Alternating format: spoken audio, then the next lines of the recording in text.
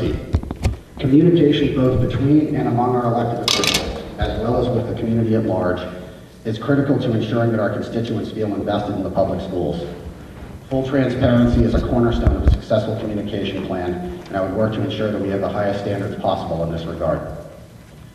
2, accountability. Part of my aspiration to sit on the school committee comes from my desire to hold myself accountable for making our school district reflective of the vibrant community that we all enjoy.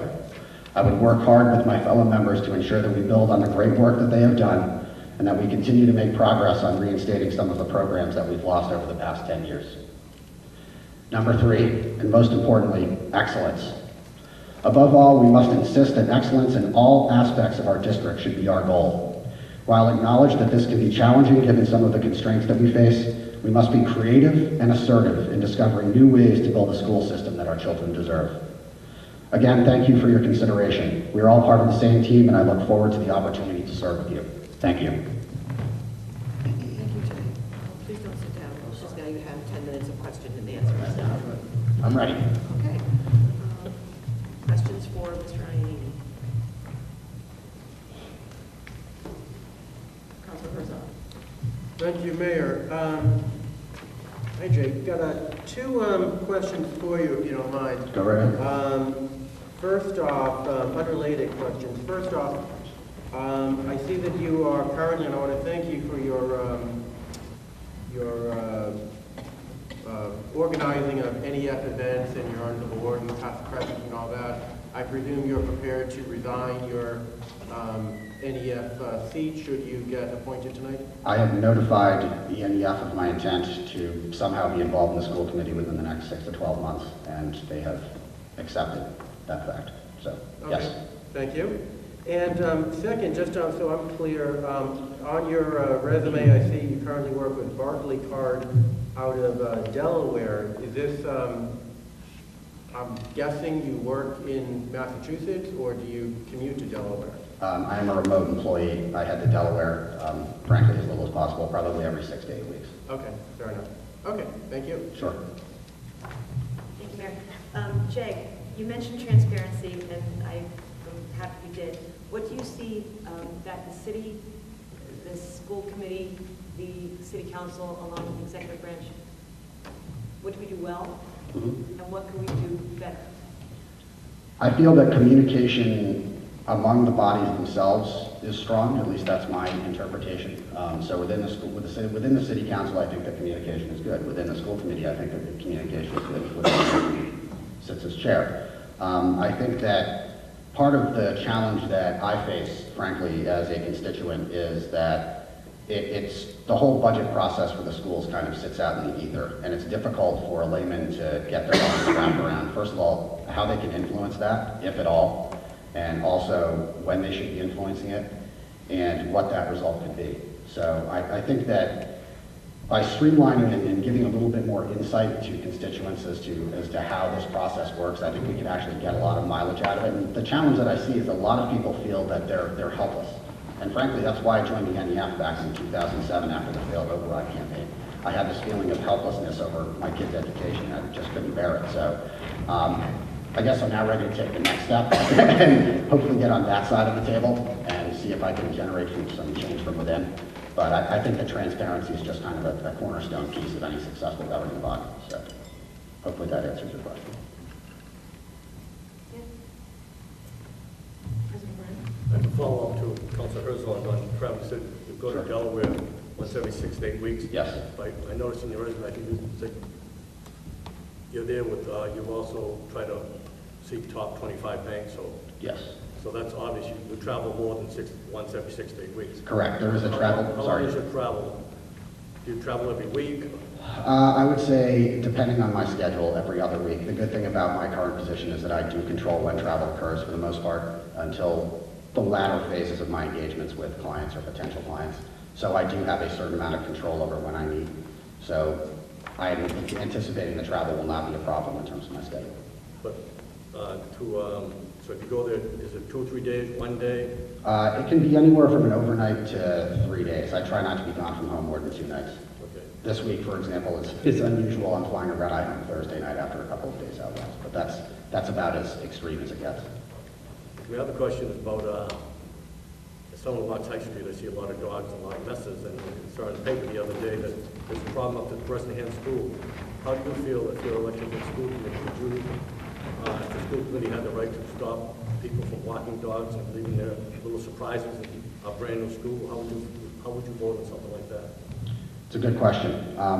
First, I guess what I would do is ask the principal and her leadership team at the school how she felt about it and get any suggestions that she had around it. I would then ask the superintendent the same question. Ask the constituencies who utilize the school what they feel about it. Ask some of the people. I walk my own dog, so I'd probably walk my own dog up there and talk to people and say, hey, what do you think about this? And from there, I would make a decision. I think the principals have spoken. Yep. You know, when they send second, third graders out for poop loads, there's a problem. Yes, I agree. I agree. Okay. Thank you. Thank you. Yes, Chair Sweetie. Jay, give me some examples of either how you work on a team or how you feel you would fit into the current school committee team. What do you think you have to offer us that we would like to see? Sure. In terms of working with teams, the way that I sort of broke into volunteering in Newburyport when we moved up here was I was conned essentially into being the director of Newburyport Youth Soccer, not realizing how vast of a job that was. But that broke me into working with a team and gathering people around me. Councilor Kinsey worked with me as a coordinator of one of our age groups. You can ask her about my work as a team member. Obviously, the Port Pride campaign is another good example. I was the president of the NEF last year. We had the best year we've ever had in terms of dollars donated to the Newburyport Public Schools. I think in terms of the current school committee, really, I'd be looking for some advice and guidance, obviously. While I do have a background and experience that I think can add value to it, I'm going to need people who have done this for a few years to give me some guidance as to where you want me to sit. I'm not sure if it was made clear as to whether or not this person would bake into the jobs that Mike was doing before on, I believe, finance and curriculum. But I think that on either of those, my finance background as well as my experience in the public schools around curriculum with the NEF, as far as filling holes goes, will be valuable. Another thing that I add is I do have a certain level of transparency and communication with the community at large. And I think that that's where I might be able to help, obviously given the guidelines that communication has to go through the vice chair, but I think that we can have more regular communication with the community and have more of a dialogue. I know Dr. Orlando always talks about wanting to have more dialogue. I happen to agree with them. I don't think that that's a bad thing, and I think it makes people, again, feel vested in the schools. And that's really what I want, is to make myself accountable for getting our community invested in the schools. Other questions? Mr. Menon? Jay, thank you for being here, as well as the other candidates. It's interesting to me, having some of the history here, that the period of time we've lived in Newburyport really has sort of coincided with stagnation in terms of funding from the state, a certain level of funding that we've been getting from the city, and the establishment and rise of fees for folks who are sending kids to schools for various things. Just off the top of your head, some thoughts about how we begin to wrap ourselves around dealing with this and how we might address some of these issues. Sure. Well, in the wake of the failed override campaign, when they reorged the school district, a revenue task force was formed to find alternate ways, as you well know, as you served on that. I think asking the community at large for input and forming another group like that would be very valuable. I do think we have the resources to adequately fund our schools here in Newburyport, and maybe even beyond adequately. It's just a matter of figuring out how do we want to do that. What's a responsible way to do it so that the taxpayers don't feel like we're just, raiding coffers every 2 years because something changes. I think what I'd really like to see is a certain amount of stability. I know that when I send my kids to school, I want them to feel like they're in a stable environment. I know that when educators go to school, I want them to feel like they're in a stable environment, like there's not this constant flux. That's a very hard thing to do, given some of the challenges we have around out-of-district placements. The state certainly isn't helping us, but those are all kind of table stakes for us. So we have to figure out what is it that we can do here in Newburyport to solve this, and I'm certainly ready to work and figure some of those things out, be it fees, be it changing the way that we designate the pie that we have right now, but I do think it's very important, and I do think that our schools need to be a reflection of what Newburyport is as a community.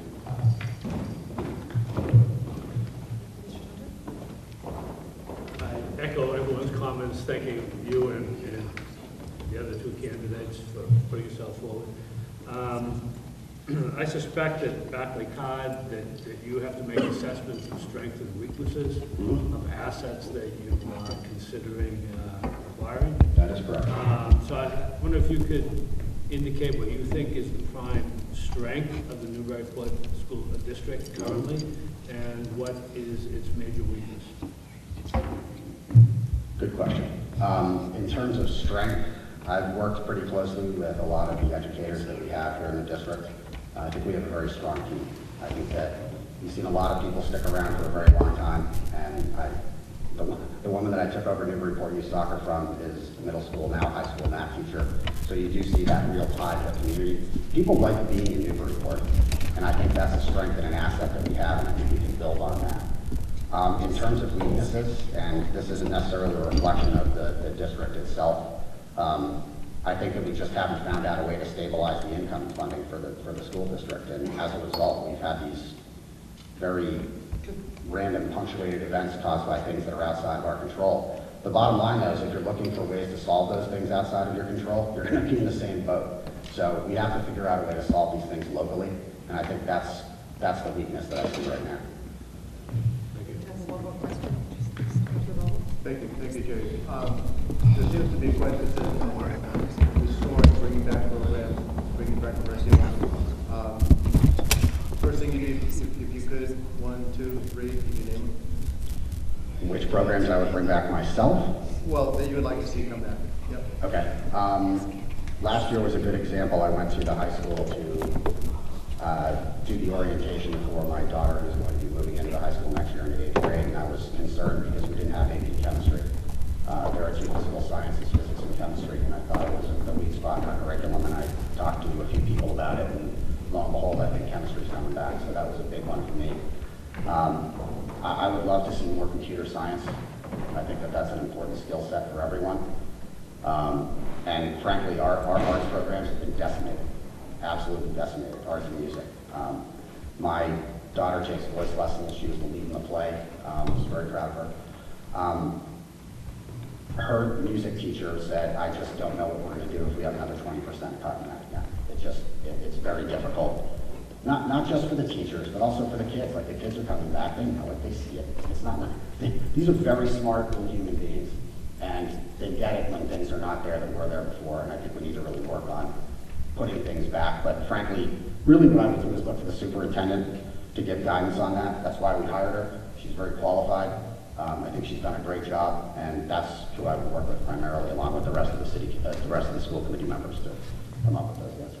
Thank you. Thank you, Jay. Thank you. Our next candidate is Peter McClure. You could give us a 5-minute overview of your credentials and be ready for questions. Okay. Excuse me. Well, thank you all for considering me to play a fellow candidate. My name is Peter McClure. I've been a resident of Newburyport for 17, almost 18 years now. And my wife and I came here, we didn't have a family. We were lucky enough to start a family when we were here. And we've been watching the whole school's growth and not growth. And throughout the years, and it's been a lot of ups and a lot of downs. I'm a teacher myself. I teach, I'm a Montessori teacher, and it's frustrating for me because as a Montessori teacher, we believe very much that you give children the tools that they need, you give them the environment that they need, that they can be as successful as they possibly can. Maria Montessori believed that children, if you gave children the tools and gave them the guidance, that they could go on and solve, small problems like world peace, things like that, or create world peace. And I think that's what I find frustrating when I look at the schools. I think we have the ability, we have the community, and we have the drive and momentum to build great schools, but we keep on stumbling. We aren't moving forward. We're always just treading water. And I feel very strongly that we need to stop treading water and start moving forward with our school system so that we can have children who go on and are successful and innovative. Not that we don't have children who are successful and innovative, and not that we don't have great programs, but I think we can, with more consistency, we can have even greater programs. And something that really stands out, we can be a great school system. Thank you. Questions? Peter, given your last statement that we need more consistency, what would you do to obtain that? What are your thoughts about ways to do that? I think one of the things that provides consistency is a strategic plan, and not just a strategic plan from the schools, but a strategic plan from the school committee as well. So building that strategic plan and working toward that strategic plan, being able to meet the goals that you set, add that consistency, because at that time everyone starts working towards a common goal rather than trying to plug the holes with what they can. Thank you, Mayor. Thank you, Peter. I'm a Montessori alum for kindergarten and pre-K, so I understand what Montessori is all about. I think it's helped me in who I am today. And you have a Montessori background from your teaching and your administration. So my question is one of the roles of the school committee is to help in policy direction, policy development, working with the superintendent and the administration in improving policy. So how would you use your Montessori background to improve school policy? In like, you know, 1 or 2 bullets, however you want to answer that. Being a Montessori teacher is having the ability to stand back and watch the students do what they do and do what they know. It doesn't mean I just sit back and go get a cup of coffee. It means I work very hard behind the scenes to provide a structure, to provide an environment that the students can be successful in. And I think that is how I would best be able to apply my Montessori principles, by working really hard behind the scenes with those who are creating the policies, to create a policy that will move the district forward and move the schools forward. Thank you.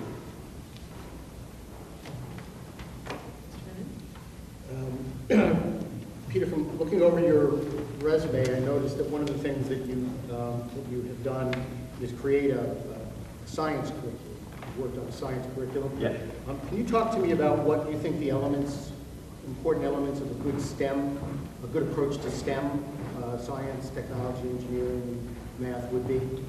I think the science curriculum we talked about is when I worked at Kingsley Montessori, and we created what we called the Charles River Study, which was a program where it was more than just a science program, it was a community program as well, where each month classrooms got together, studied a certain topic about the area that we lived in, which is Kingsley's in Boston. So it was talking about the Charles River, and just taking on a project and exploring it, and then presenting it to the rest of the school, followed by school-wide activity. And I think that project-based approach is what made that program successful, is that it wasn't tied to just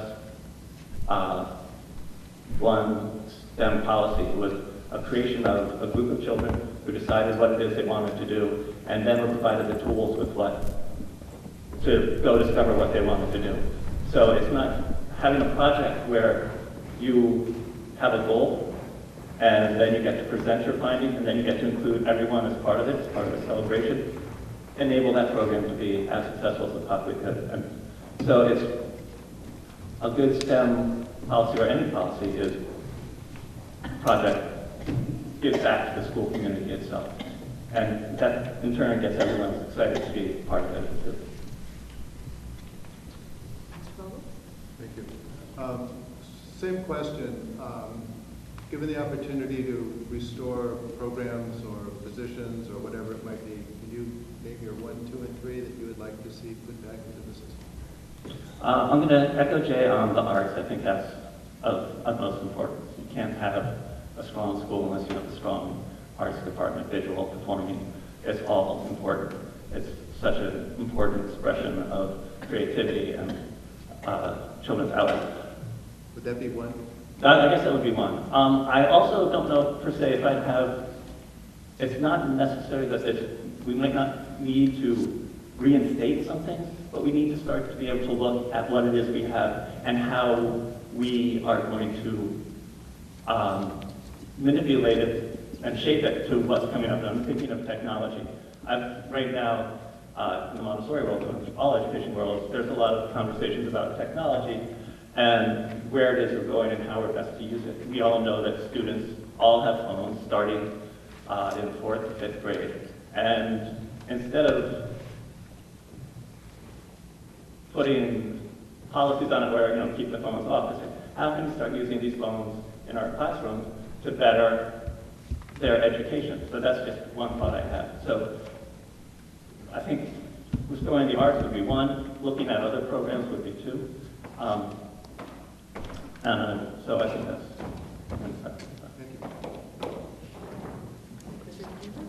Following up on that a little bit, Peter,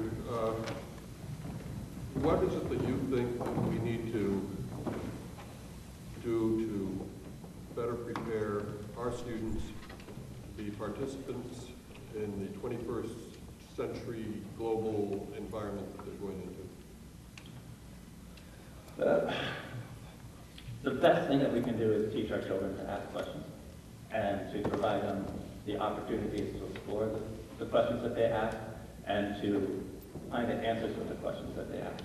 We are a very test-based culture, and my worry is with the high-stake testing and the fact that we focus on the testing, that we're losing out on that ingenuity and that inventiveness of students. Yes, there are outlets for students to do that. There's extracurriculars, there's clubs, but it would be nice to have that opportunity available every day for more than just a period of, say, 15 minutes or so. So re-looking at the schedule and trying to find lots of time for children to do what they want to do, which is ask questions about the world.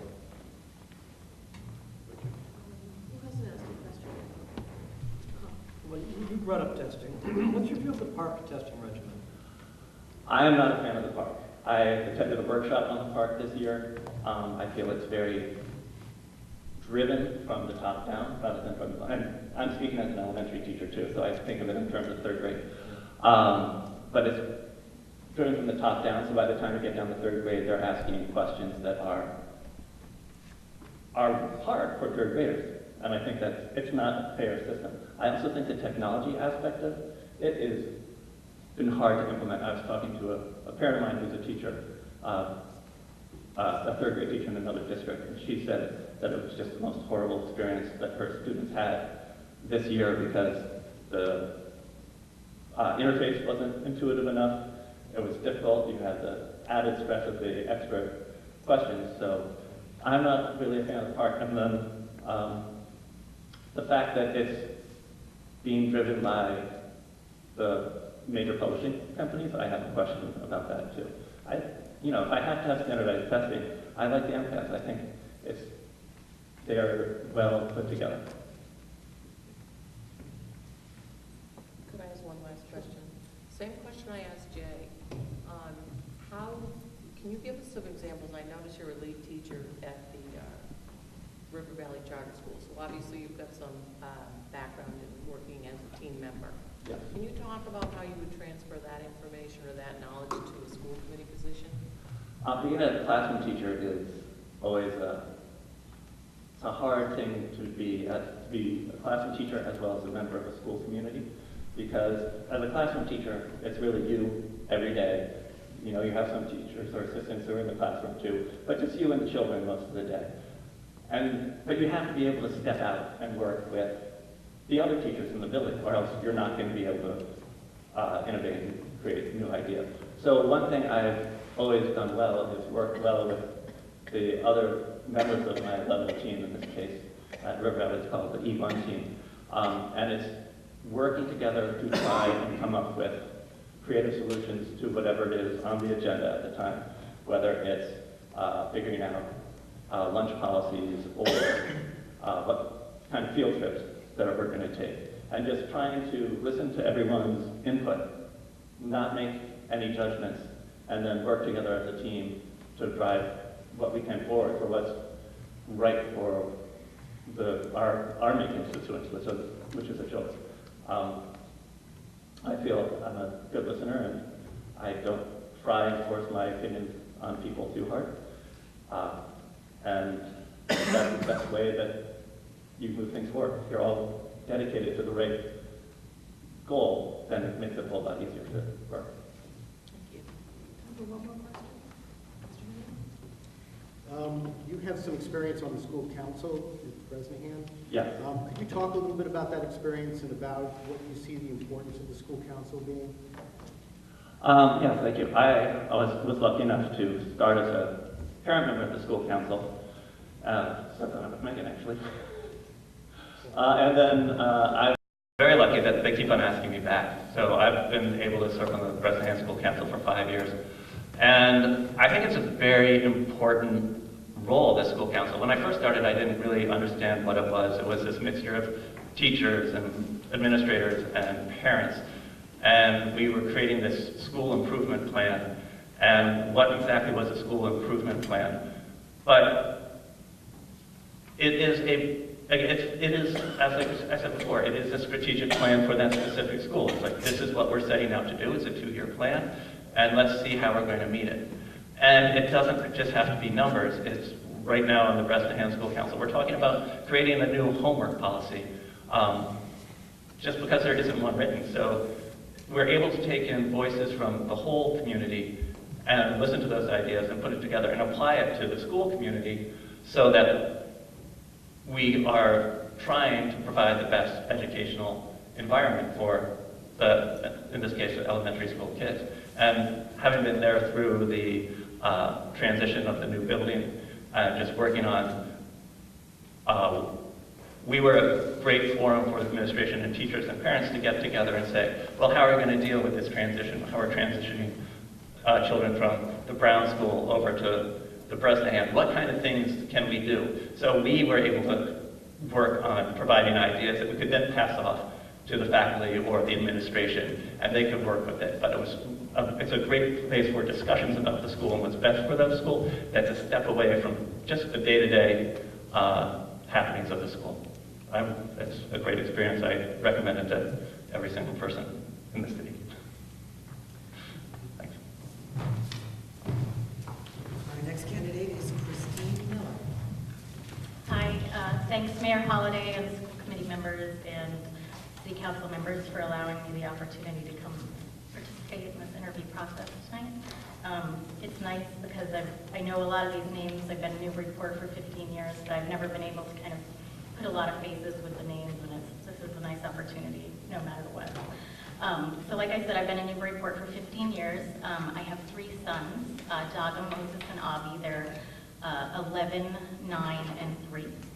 And I work as a biologist in Cambridge, and after our first son arrived home, I also got my JD at Suffolk Law in Boston. But I've stayed on the science end of things. A word of warning to anyone whose kid is going to law school. I decided after I parted with the tuition money that it was a little too boring to pursue patent law. In my free time, I volunteer as a board member for a small nonprofit called Lola Children's Home. It's in northern Ethiopia, and it serves kids with HIV and community members in the town that it's established in with HIV as well. I want to say that my interest in becoming a member of the school committee kind of took me by surprise.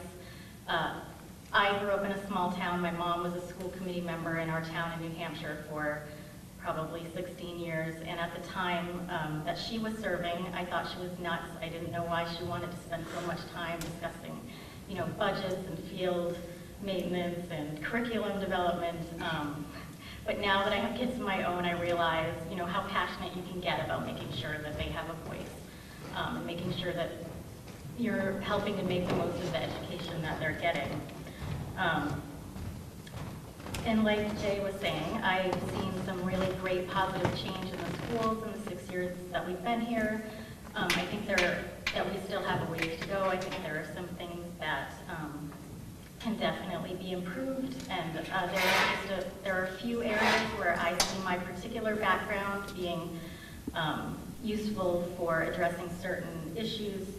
Some of my special personal interests, I guess, are that my 2 oldest boys both have language-based learning disabilities, so I've had a lot of intimate contact with the special ed process in Newburyport. We've had some really fabulous teachers. I'm very interested in how the curriculum is established and how we are judging success in curriculum areas, whether we're judging it based on cost savings, whether we're judging it based on how much improvement we're seeing in kids meeting their goals. I also think that I would love to help drive some discussion about the current curriculum. I think that, while I completely supported the school committee at the last meeting when they approved the 7% budget increase that they put forth to Mayor Holliday, I think that aside from just adding money to the budget, I think we would like to look at, is the money that we are spending, is it being used in ways that are going to be most effective for our kids? Are we really seeing a benefit in the ways that we're spending the money? And then my 2 oldest boys are African American, and so I'm also really interested in driving some education in culture and diversity and tolerance in the school system. It's something that, we have discussed before with school members. Newburyport's been a very, very welcoming community for my children, but there are definitely areas where I feel like a little education in the schools would go a long way.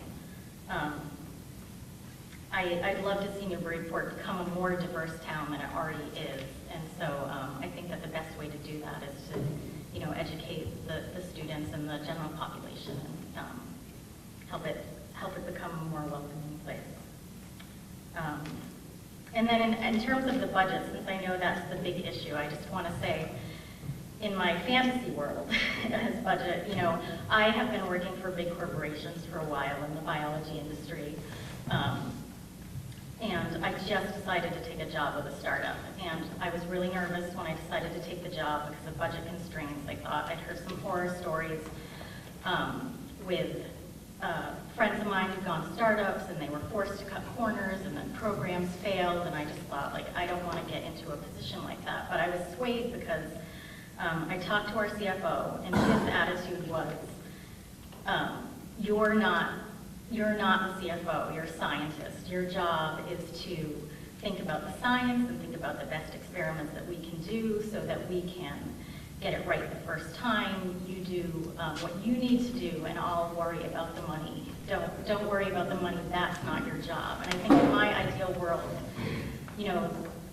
Superintendent Figaro and the teachers and the parents and the community, it would be their job to worry about what the kids needed and what was the best way to educate them and what was most effective to help them learn the most and get the most out of their educational experience, and that we wouldn't have to worry about where that money was coming, that would come from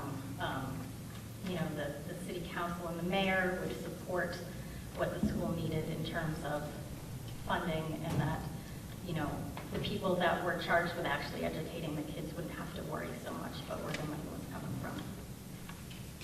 Thank you, Christine. Questions from Christine? Allison. First of all, thank you so much for mentioning diversity and tolerance. I commend you on that, and it's really important to me as well, for other reasons. If you were to be elected as the interim school committee member, where would you start with that? What would you implement? Where would you begin? I think that getting some actually training and to the teachers, maybe during some of the teacher development days, would be really helpful. You know, as I said, everyone's been super, super welcoming to my kids in Newburyport, but there are some things that not living in a diverse community we're not exposed to. And I think that starting with the teachers and having the knowledge that they would gain during some cultural and diversity training, and to have that trickle down to the children would be really useful. You know, I went to the forum that was held in Newburyport on diversity and tolerance, and I thought that was great, although not as well attended as I would have liked to have seen. So getting some communication out there that these kinds of events are happening, I think would be great.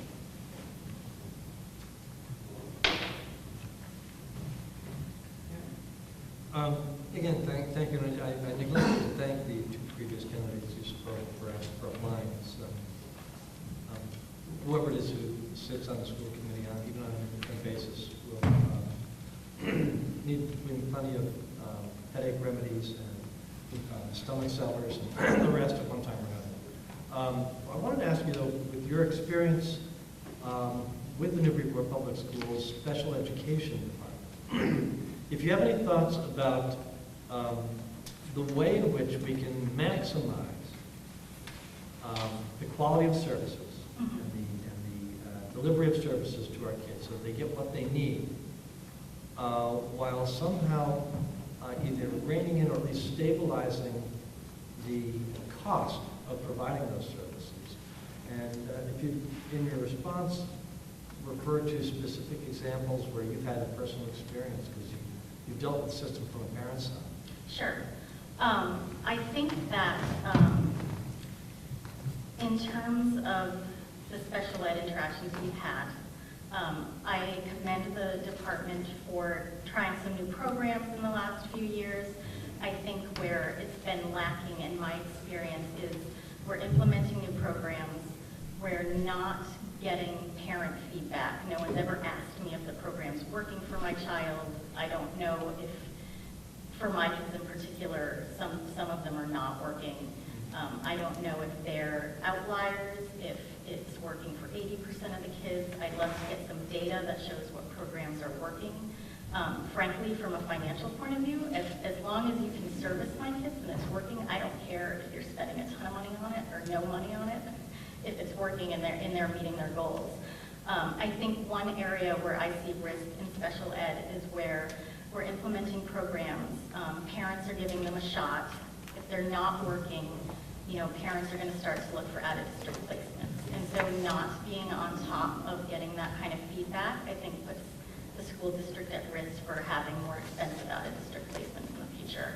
And I think that's really where you're going to have to rein in costs.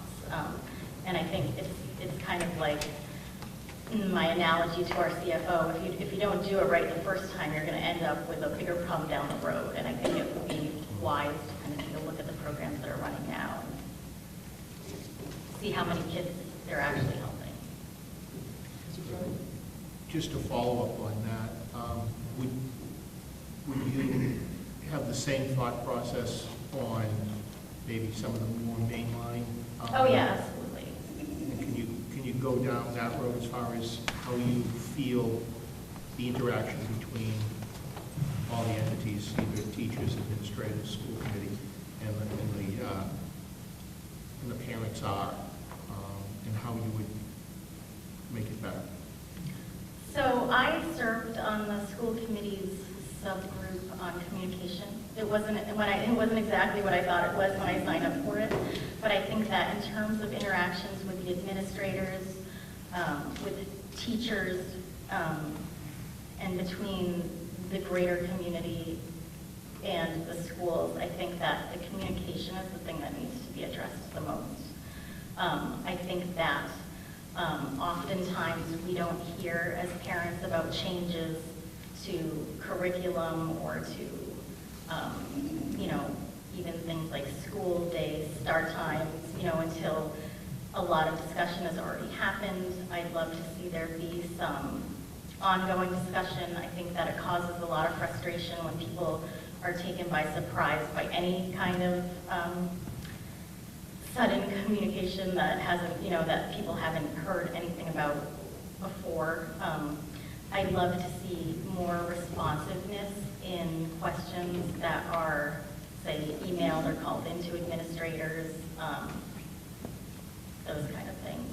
The curriculum, in my opinion, isn't very, or it hasn't been, I know there's a new website. I haven't fully explored all the grades on the new school website, but I'd love to see more accessible curriculum information. I know I was looking for some for my son last year when he was a 4th grader, and I couldn't find anything about the 4th grade curriculum.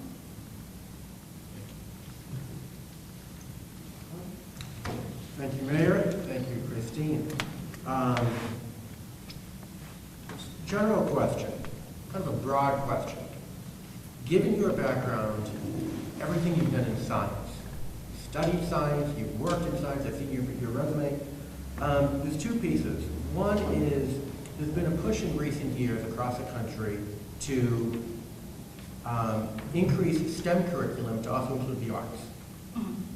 So STEM becomes STEAM. That's number one. The second piece is I just heard an interview on NPR over the past week that said that a lot of PhD graduates in engineering and science are not finding jobs. So I'm wondering, from a Newburyport School Department perspective, again, policy direction, guidance, that type of thing if you get elected tonight, how should the school department respond, given that we should add more arts to the arts curriculum, but also given that college, graduate students are not finding jobs? Right. What's so, I mean, obviously, I'm a person who loves STEM education.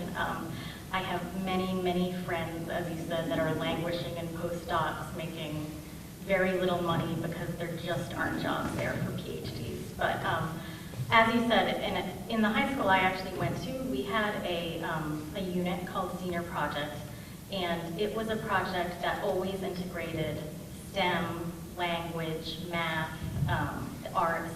It was a very comprehensive, multidisciplinary program. I think that's a great way to go, because even if you're not going to pursue a career in STEM per se, you can pursue, you learn about it while you pursue your other interests. And I think that's a great way to integrate it into the classroom. I also think that STEM, even if you're not pursuing a career specifically in biology or chemistry, is just a great knowledge base to have in terms of everyday workings of things, I think. Time for one more question. I'm sorry, No, good, thank you. Mr. Burnett? Could you just be a little bit more specific? I'm going to ask the same question I asked Peter. What do you think are the best and most important key elements of a good STEM educational curriculum or program? I think that having a broad range of classes available to students is really important. I think aside from your basic, chemistry, biology, physical sciences, it's great to have classes that'll get students really interested in the sciences, like forensics or genetics, or things that kind of are outside the ordinary, that kind of pique a student's interest. I think that the AP classes are really important, because those are the things that colleges are going to recognize. And having teachers that really understand what they're teaching, I think, is also really, really important, because if you don't get a good foundation in the first science classes that you take, you're not going to be as, interested and motivated to kind of move forward. Thank you, Christine.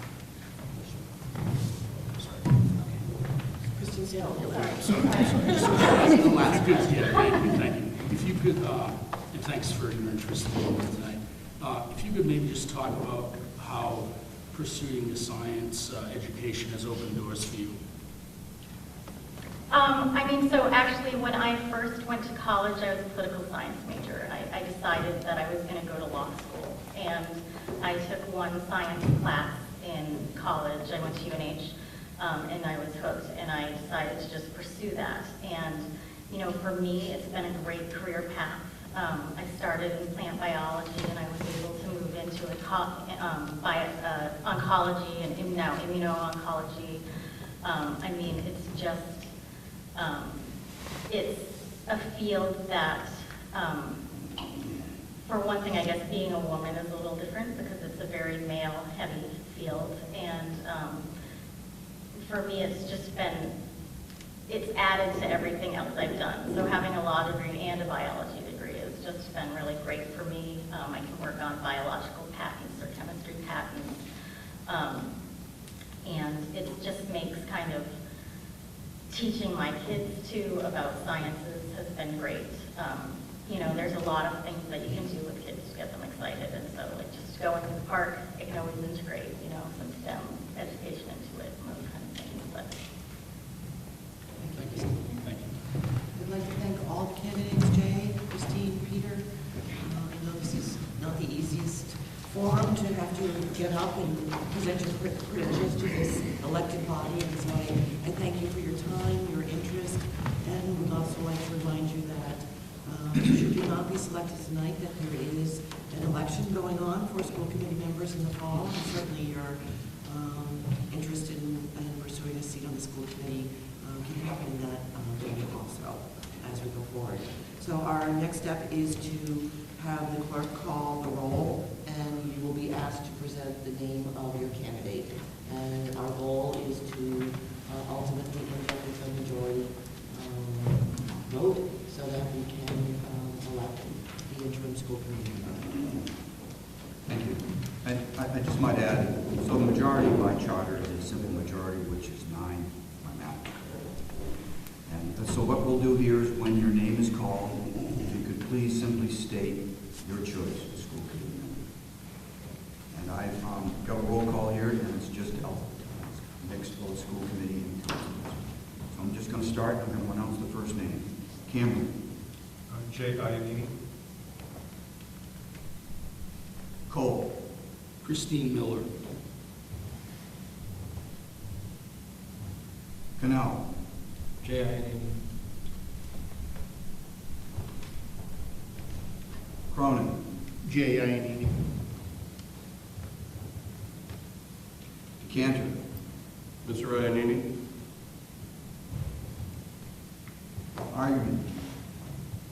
Jay Iannini. Junto. Jay Iannini. Hartquist. Jay Iannini. Herzog. Peter McClure. Kinsey. Jay Iannini. McCarthy. Jay Iannini. Menon. Jay Iannini. Sweeney. I don't think I need to vote. Jay Iannini. Tontar. Mr. Iannini. Vogel. Christine Miller. O'Brien. Jay Iannini. Jay Iannini. If I need to make an announcement here, but the math is obvious. Congratulations, Jay.